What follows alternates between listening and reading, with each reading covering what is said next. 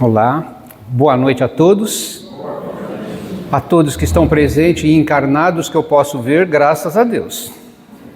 E a todos aqueles espíritos que estão aqui desencarnados que eu não posso ver, graças a Deus. Né? Porque às vezes a gente brinca, mas plagiando isso de um amigo. Imagina, nós estamos aqui, a casa cheia de espíritos desencarnados que eu não posso ver, e cada um com seus problemas tira a atenção do palestrante. E se tem um espírito de luz aqui, eu vou ficar sem palavras quando eu ver a luz. Então, assim, a cada um de nós que estamos aqui, estamos sendo abraçados pelos amigos da espiritualidade, fizemos a nossa renúncia para chegarmos até essa casa, porque poderíamos estar no conforto do nosso lar. E buscamos entendimento, como o Roberto falou. E a cada um que foi dado conhecimento, muito será cobrado. E não será cobrado por um Deus, não será cobrado por Jesus, mas sim pela nossa consciência, porque o saber já está dentro de nós. Bom? Então é assim, quem quiser desta vida ir aproximando-se da perfeição moral, deve expulsar do seu coração o sentimento de egoísmo, incompatível com a justiça de amor e caridade. Isso é uma resposta do Livro dos Espíritos, na questão 903. Falaremos mais para frente. Na questão 785 do Livro dos Espíritos, Kardec pergunta aos espíritos: qual o maior obstáculo do progresso? E os espíritos respondem: são o orgulho e o egoísmo. E quero referir-me ao progresso moral, porque o progresso intelectual, ele caminha mais rápido até. E aí nós vamos ver o seguinte, que o progresso moral, ele demora mais, nós ficamos mais atrasados porque nós estamos no mundo material em busca de coisas espirituais, materiais. E quando nós nos desenvolvemos para a parte espiritual, aí nós vamos desenvolvendo mais o nosso moral. Né? E nesse comentário que Kardec fala, ele fala dessas duas asas, né? O moral e a parte, como é que chama? Vamos lá, a parte intelectual. Porque o intelecto, nós vamos adquirindo conhecimento. A partir do momento que nós vamos numa escola, numa faculdade, esses conhecimentos eles vão ficando dentro de nós, do nosso espírito. Mas a parte moral, realmente, ela precisa ser muito trabalhada. Né? E aí nós vamos ver que essa palavra egoísmo, ele se encontra no Livro dos Espíritos 77 vezes. No Evangelho segundo o Espiritismo, menos, apenas 55 vezes. Então, é um trabalho que ele fala, né, muito forte nisso. E o tema que nós escolhemos hoje é do capítulo 11, que é assim, amar os vossos inimigos. E no item 11 do capítulo 11, fala sobre o egoísmo. O egoísmo, chaga da humanidade, tem que desaparecer da Terra, a cujo progresso moral ele atrasa. Ao Espiritismo está reservada a tarefa de fazê-lo ascender na hierarquia dos mundos. O egoísmo é, pois, o alvo para qual todos os verdadeiros crentes devem apontar as suas armas, dirigir suas forças, sua coragem. Digo coragem, porque dela mais necessita cada um para vencer-se a si mesmo do que para vencer os outros. Que cada um, portanto, empregue todos os esforços a combatê-lo em si, certo de que esse monstro devorador de todas as inteligências, esse filho do orgulho, é causador de todas as misérias do mundo terreno, é a negação da caridade e, por conseguinte, o maior obstáculo à felicidade dos homens. E aí, quando nós falamos em combater, geralmente, quando nós pensamos em combate, nós pensamos em armas, nós temos que estipar, matar. Como assim? Né? Combater. E ele fala para cada um, precisa de coragem. Porque combater o inimigo de fora é mais fácil. Combater o inimigo interno é mais difícil. Então, aonde nós precisamos colocar toda a nossa força e essas armas, né? Nós vamos ver quais seriam essas armas para combater esse egoísmo. E na questão 913 que eu comecei, a questão é a seguinte: entre os vícios, qual podemos considerar o mais radical? Nessa questão faz parte do das leis morais, né? E a lei do progresso. E os espíritos respondem, já dissemos muitas vezes, o egoísmo, dele deriva todo o mal. Estudai todos os vícios e vereis que no fundo todos existem o egoísmo. Então a gente tem o egoísmo, né, quando nós estamos nos vícios do álcool, da drogadição, né, nos abusos sexuais. Todos esses vícios, ele vem porque afeta diretamente a moral. E aí é aquela frase do início. Quem nesta vida quiser se aproximar da perfeição moral, deve extirpar do seu coração todo o sentimento de egoísmo, porque é incompatível com a justiça, amor e caridade. Ele neutraliza todas as outras qualidades. Então o egoísmo, ele é o pai e é o início de todos os vícios. A caridade é a mãe de todas as virtudes. É através da caridade que nós vamos conseguir extirpar esse vício que é o orgulho. Jesus nos dá o exemplo da caridade e Pôncio Pilatos o exemplo do orgulho. Porque ele fala para os judeus, este homem é justo e vocês querem o quê? Matá-lo. Então façam o que vocês quiserem e eu lavo as minhas mãos. O egoísmo dele, ele não quis salvar uma pessoa que ele sabia que era inocente. Então ele também, nesse momento, ele cai, porque o poder para ele, a parte egóica dele, que era continuar no poder, ele não se deixa abalar com isso. Então pode ir um inocente, né, para a cruz e ele vai ficar daquele jeito bem. E aí Emmanuel fala para nós, seguir o Cristo como exemplo. Se ele é modelo e guia, por que nós não seguimos? Aí muitos podem falar assim, mas por que nós vamos nos comparar a Cristo e seguir? Ele está muito distante. Mas Cristo passou, viveu e assim deixou esse exemplo. Para ele chegar onde ele está, ele passou geralmente aquilo que nós estamos passando hoje. Dúvidas, ansiedades, medos, porém ele veio para cá e nos deu o caminho a seguir. E através de Allan Kardec, essa codificação vem para nós de uma maneira mais clara, para nós podermos entender realmente todas essas palavras, todo esse evangelho, tudo isso que nós recebemos hoje é um espetáculo, é esse aprendizado. E é só através dos estudos que nós vamos conseguindo aos poucos, tendo esse conhecimento. É realmente uma dose homeopática.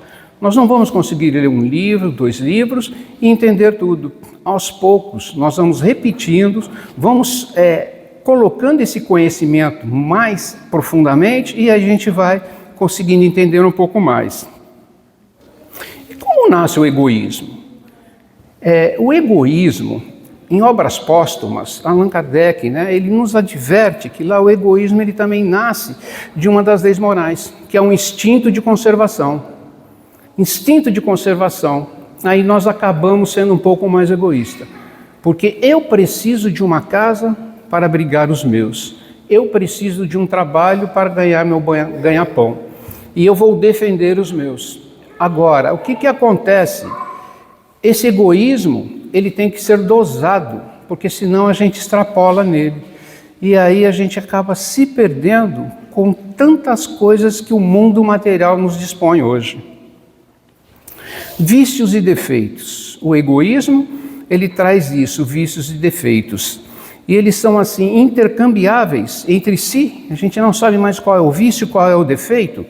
Nós estamos aqui, assim, dentro deles, nós podemos falar assim, os vícios, né, é uma prática negativa, moralmente errada, e ele pode ser de substâncias químicas também. E tem os vícios morais. Inveja, ódio, avareza, agressividade, maledicência, intolerância, impaciência e o ciúme. O orgulho, ele é pai de muitos desses vícios, inclusive o melindre. Quando nos melindramos facilmente, outras coisas acontecem. Porque quando somos chamados de orgulhosos ou egoístas, às vezes nos ofendemos e tentamos dizer que não somos isso. Existem 2 modos para nós não nos ofendermos com essas palavras. Se uma pessoa lhe chamar de egoísta, você vai falar assim, eu sou egoísta? Sou, então não tenho por que me ofender. eu não sou egoísta, então não tenho por que me ofender. Então, desses dois modos aí, é o que a gente vai utilizar. E hoje, vamos falar sobre o ciúme. Quantas vezes nós já não passamos por momentos difíceis através dos ciúmes? Ciúmes do meu carro, do meu cachorro, do meu gato, ciúme do meu neto, ciúmes do meu filho, ciúmes da minha esposa, ciúmes do meu companheiro. Porque nós temos isso aqui, né? Que medo é esse? O que o ciúme causa para nós? Ciúme. Os ciumentos não precisam de causa para o ciúme. Tem ciúme e nada mais. O ciúme é um monstro que se gera em si mesmo e de si nasce. Crises avassaladoras, incontroláveis, não é? Quem nunca sentiu ciúmes? Quem nunca passou por esse momento daquilo que a gente gosta e de repente ver-se tomado? Ciúmes do celular. Não é verdade? Não põe a mão no meu celular, não encoste no meu carro. E se nós entendermos que tudo isso é passageiro, nós não seríamos tão materialistas. Na peça de William Shakespeare, ele apresenta para nós, em sua obra Otelo, uma análise profunda e que incomoda muito, que é sobre o ciúme. Nessa clássica peça shakespeariana, o general Mouro, Otelo, ele é envenenado pela desconfiança vinda do verbo afiado e sorrateiro do seu alferes Iago, que ele aproveita também por ciúme, por inveja, traição. Ele procura uma forma de destruir o seu amo e sua amada Desdêmona e encontra nesse poderoso tóxico a maneira de promover a sua vingança. Então o ciúme, essa peça de Shakespeare é um tema universal, que ele fala de ciúme, fala de traição, fala de amor, fala de inveja. Então, nesse caso aí, partimos para os ciúmes, né? E quanto mais a gente procura entender essa fragilidade humana, nós vamos perceber como o ciúme, ele causa essa inquietação mental em cada um de nós, causadas por suspeita, por rivalidade dos nossos relacionamentos humanos. É uma espécie de distorção, é um exagero daquilo que nós sentimos. Ele é muito maior do que nós imaginamos, né? E nós deixamos isso aqui, como ele fala.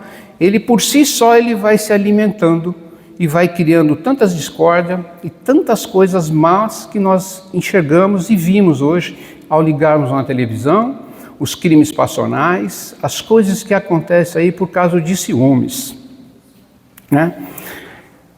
E o que seria isso? Medo de sermos abandonados? Rejeitados ou menosprezados? Medo de não sermos mais importantes? Medo de não sermos mais amados? De certa forma é o medo da solidão. A psiquiatria, ela revela que esse sentimento é totalmente voltado para si mesmo, né? É um sentimento egóico. E por essa afirmação podemos entender porque a frase do personagem Iago, dizendo que o ciúme não precisa de causas exteriores que se gera em si mesmo. Suas causas interiores, segundo o espírito Joana de Ângeles, são encontradas principalmente na insegurança psicológica, na baixa autoestima, no orgulho avassalador que não suporta rivalidades. Então, Joana de Ângeles, ela vem nos trazer realmente essa reflexão. Por que nós deixamos nos envolver por isso? Às vezes, o pensamento começa, nós estamos sozinhos, dentro de casa, através de alguma coisa que passa em uma televisão, através de uma palavra que nós escutamos, e isso cresce dentro de nós. E aí nós somos capazes de cometer grandes atrocidades, tá? Esse agravado sentimento, ele leva a problemas enormes, tá? E aí ele vai chegar até no ponto de ser causador de agressões físicas e um crime passional. E o que é ser passional? A pessoa passional é insegura, ela cria problemas, ela destrói a vida dela e a de outros, e chega mesmo a cometer crimes, porque ela não quer perder a pessoa amada. Então, tudo isso que a gente está falando, a gente chega num ponto que a gente fala, e agora, né? É tudo isso mesmo? E qual é o antídoto? Quando é que a gente vai melhorar? Primeiro, é um sinal, né? O ciúme é um sinal. Então, o que acontece? É um alerta mostrando que algo não vai bem, que algo precisa ser reparado e repensado. Reparado e repensado. E como é que a gente faz isso? Há tempos atrás, a nossa amiga veio aqui e fez uma palestra falando sobre o conhece-te a ti mesmo. A partir da introspecção, que nós voltamos para nós vamos tentar entender aonde começa e aonde vai levando isso. Como é que eu estou agindo com meu companheiro? Como é que eu estou agindo no meu trabalho? Como é que eu estou agindo perante as pessoas que estão próximas de mim? E uma delas é a gente entender que a gente precisa trabalhar na nossa caridade. E a caridade, como entendia Jesus, é aquele BIP. Benevolência, indulgência e perdão. Benevolência para com todos, indulgência para com os outros e perdão das ofensas.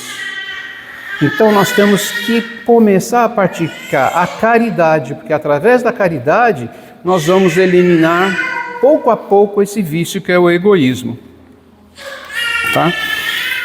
O que acontece quando nós começamos a trabalhar esse momento nosso, pensando desse jeito, nós vamos reconquistar a autoestima, e Joana de Ângeles fala disso.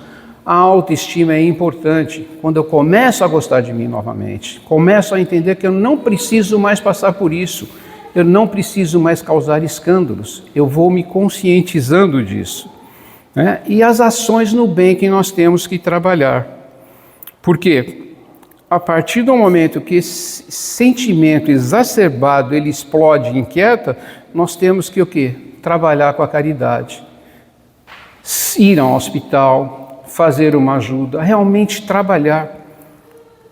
Como dizem, né? Cabeça parada é a oficina das trevas. E às vezes nós estamos tornando a nossa mente, a nossa cabeça, em um complexo industrial do mal. Porque a partir do momento que nós não escutamos mais os bons conselhos e seremos sempre instigados pelas coisas más que estão acontecendo, e isso nós vamos entrando em depressão, e isso vai fazer muito mal, né, para nós. Quando nós pegamos e estudamos o Livro dos Espíritos, ele tem 1019 questões. Em alguns deles são 1018. Que houve um problema na questão 1011, pulou-se um número e Kardec, quando terminou, foi 1019.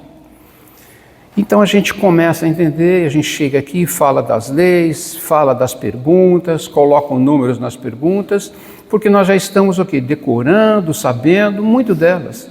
Mas não precisamos decorar, precisamos entender o que acontece. Então eu gostaria que vocês depois pegassem o Livro dos Espíritos e lessem a questão 1019. Não precisa ter trabalho de ficar folheando, porque é a última. A gente vai abrir e logo vai chegar nela, que seria a última questão. E essa última questão pergunta-se assim. Ela vem das esperanças e consolações. Falamos sobre o egoísmo, falamos sobre as causas, falamos sobre os crimes. E aí, né? Bom, o que a gente faz? Então vamos lá, das esperanças e consolações. Questão 1019. Poderá algum dia implantar-se na Terra o reinado do bem? Nós estamos aqui estudando, falando que o mundo está um reboliço, que não tem jeito, é guerra, é morte, né? Toda parte que a gente vê, as coisas estão acontecendo e parece que não está bem. Acho que todos aqui já moramos em ruas ou passamos em ruas que não eram assaltadas e tiveram que assaltar. E foi um quebra-quebra, não podíamos estacionar o carro na garagem, tinha que deixar o carro longe para poder chegar, reclamávamos da poeira, reclamávamos que tinha que sair, aquele barulho infernal, aquelas coisas difíceis, e aí terminou a obra, a rua está asfaltada e nós não agradecemos pelo trabalho, o transtorno que tivemos. O mundo está passando por isso, a terra está passando por isso, está em reforma, nós estamos mexendo, não está fácil esse mundo de prova e expiação. Todos nós estamos passando por provas e expiações, esperando ansiosamente pelo mundo de regeneração. E aí, voltando à pergunta, poderá algum dia implantar-se na terra o reino do bem? E os espíritos respondem. A questão é longa, a resposta, eu vou ler um pedacinho, fazer um pequeno resumo e peço para que vocês leiam depois. O bem reinará na terra quando entre os espíritos que vêm habitar os bons predominarem, porque então farão e aí reine o amor e a justiça, fonte do bem e da felicidade. Por meio do progresso moral, praticando as leis de Deus, é que o homem atrairá para a terra os bons espíritos e dela afastará os maus. Estes, porém, não deixarão senão quando estejam banidos o orgulho e o egoísmo. Kardec novamente falando de orgulho e egoísmo. E no finzinho lá ele vai falar do orgulho também. Então, nesse momento, que há muito tempo foi profetizado que a Terra passaria por essa transformação, nós estamos vivendo isso. Então não tem como nós não estarmos trabalhando também para melhorar isso. A cada um de nós que chega a ter um pouquinho de conhecimento, já somos chamados para fazer o trabalho dessa melhoria no planeta Terra. Tá? Todos nós, homens de fé e boa vontade, trabalhai, portanto, com coragem e zelo na grande obra da regeneração. E vamos colher o cêntuplo daquilo que houvermos semeados. E ai daqueles que fecham os olhos à luz, porque estão preparando para eles colheitas que não são boas. Então, amigos, esse é o recado desta noite, para que possamos realmente entender um pouquinho mais da doutrina, que cada palavra que foi dita aqui possa, de algum modo, mexer com aquilo que nos preocupa, que é aquilo, conhecer a nós mesmos. Quais são os nossos vícios, quais são os nossos defeitos e como nós estamos hoje. E cada um de vocês que estão aqui vindo, pode ter certeza que já estão melhores do que há 5, 10 anos atrás. Porque escolher uma casa espírita, para ouvir uma palestra, para ouvir coisas que chocam, para ouvir coisas que balançam dentro de nós, não é fácil. Porque ao sair daqui eu posso até esquecer, mas alguma coisa fica guardada para que possamos trabalhar também, para que sejamos melhores a cada dia. E para encerrarmos, uma oração, uma prece do Correio Fraterno, psicografada por Chico Xavier, é a oração de Albino Teixeira. Deus de misericórdia, é essa oração. Não nos permita pedir para fazer aquilo que ainda não podemos, mas fortalece-nos para fazermos todo o bem de quem sejamos capazes, principalmente em auxílio dos que ainda não podem compreender e trabalhar tanto quanto nós. E, sobretudo, ó Pai de infinita sabedoria, quando viermos a sentir dificuldades para fazer o que podemos, faze-nos reconhecer que não nos confias tarefa superior às nossas forças e renovamos a certeza de que, se buscarmos estar contigo, nenhuma insuficiência nos abaterá, de vez que em teu amor tudo é possível. Gratidão, amigos, boa noite, que a paz de Jesus esteja com todos.